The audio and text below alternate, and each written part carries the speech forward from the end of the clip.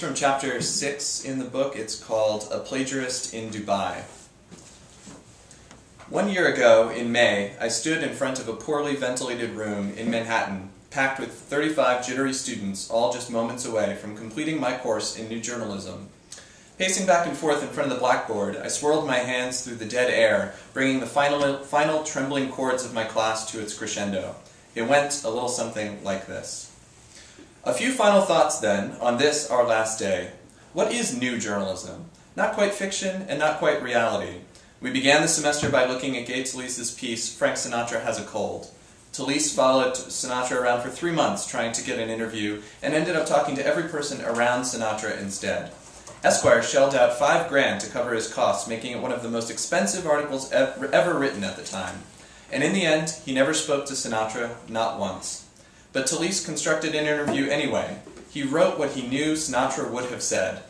Now compare this with what we've just read, the work of Stephen Glass, rogue fraud reporter of the New Republic, who fabricated not just interviews but facts and entire people and the entire corporation of Juked Micronics, even inventing the subject of his piece, a young hacker who had violated Juked servers and then conned Juked into paying him a fortune to protect them against future attacks.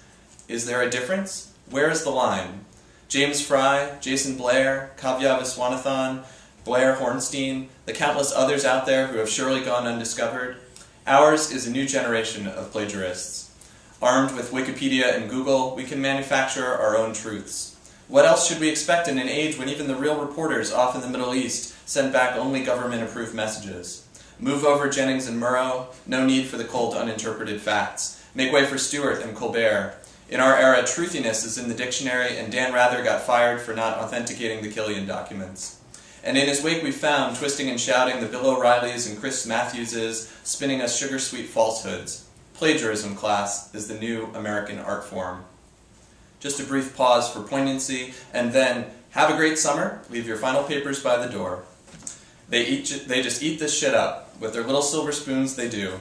Every year, a couple of kids even applaud before rushing out the door. A little irreverence, a little old-fashioned fire and brimstone, and you've got them. Back in the 60s, I might have been one of those professors who got everyone to join a cult or march on Washington in protest. But as fun as that may be, it's not my MO. After I charged their brains with my own brand of skeptical electricity, I unleashed them, the new cynics, upon a world that is slowly and happily critiquing itself to death. The truth is that I actually have the greatest respect for those fantastic liars I mentioned. Someday I'd like to teach a class entirely about them. Late great American fakes. My humble thesis will be that America no longer desires the truth, only the reasonable facsimile thereof. Like battered lovers, we're willing to settle. Our sense of values still holds us to dismiss that which we know outright to be blatant lies, but we avoid the truth with equal intensity. We wish to remain in the gray interregnum of half-belief when at all possible. But how I came to be in Dubai.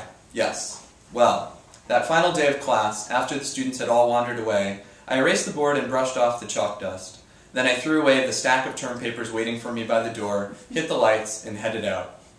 There, just in the doorway, I collided with Saeed Ghazali, a particularly bright-eyed student of mine who was always sitting in the first row, paying rapt attention to my lectures. Probably, as a result of his upbringing, Saeed was impossibly respectful and polite. Without fail, he raised his hand before speaking, and he never spoke without making full eye contact. He never slouched in his chair, his notes were written in neat shorthand, and from what I could tell, as accurate as a court stenographer's. He'd gotten a perfect score on every quiz, he had never missed a single class, and his final paper, had I read it, would surely have been flawless and insightful. Saeed, good to see you. I wondered if there was any way that through the door he had seen me dumping their term papers. Professor Wallace, he said, I just wanted to tell you how much I enjoyed your class this semester. I appreciate that, I said. I'm teaching methods and practices of modern journalism in the fall. It's past registration, but if you come on the first day, I'd be happy to sign you in. He looked crestfallen. I'm afraid I will not be able to accept your kind offer.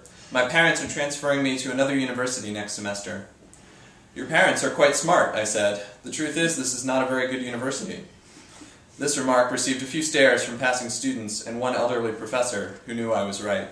The older ones have been around long enough to remember when our city-funded university was still a pioneer of urban schooling instead of a cesspool that hands out degrees like lollipops at a barber's.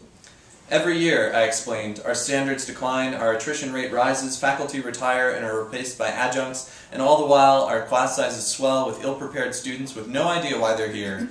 It's no surprise. It's America. Even our little public institution is a business. We soak the FAFSA money out of the freshmen, knowing they'll drop out after a semester and return to their dead-end jobs.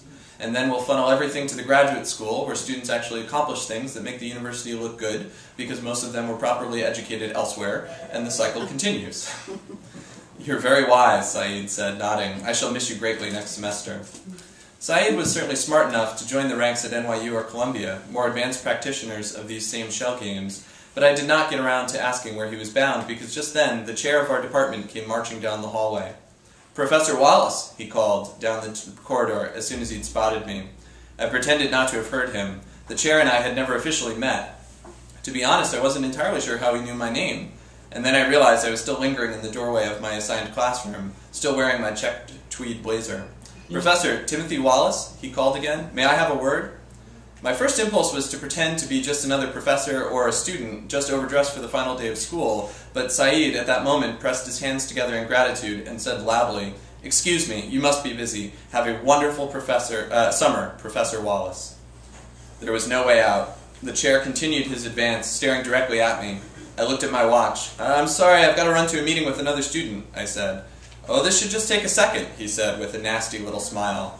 I was trapped in a badly tiled hallway with buzzing fluorescent lighting, about to face up for my crimes. For the problem, you see, is that I am not really Professor Timothy Wallace.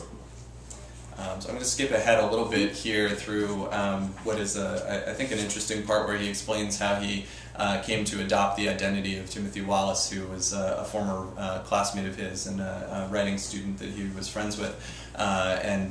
He's gone off, the real Timothy Wallace has gone off to become a journalist, and the narrator has stayed behind and taken over his job at the university without telling anybody that he's not really Timothy Wallace.